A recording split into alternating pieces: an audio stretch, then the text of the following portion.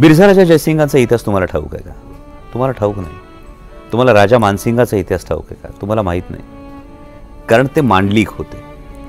छत्रपती शिवाजी महाराज जेव्हा आग्र्याला औरंगजेबाच्या दरबारात उभे होते तेव्हा औरंगजेबाला वाटलं होतं की यांनी दख्खनची सुभेदारी घ्यावी. बरं, दख्खनची सुभेदारी ही काही सोपी गोष्ट नव्हती. दख्खनचा सुभा हा स्वराज्याच्या आकारमानाच्या 3 पट होता.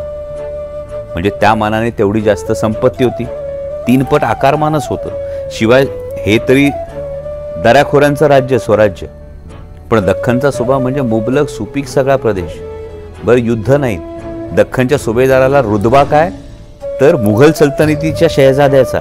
मुघल सल्तनत कुठली, तर काबूल ते बंगाल एवढी मोठी सल्तनत असलेली आणि त्याच्या शहजाद्याचा रुतबा असलेला, तिप्पट आकारमान असलेला, कितीतरी पटीनी संपत्ती असलेला दख्खनचा सुभा घ्या, असा औरंगजेबाचा प्रस्ताव छत्रपती शिवाजी महाराजांना होता.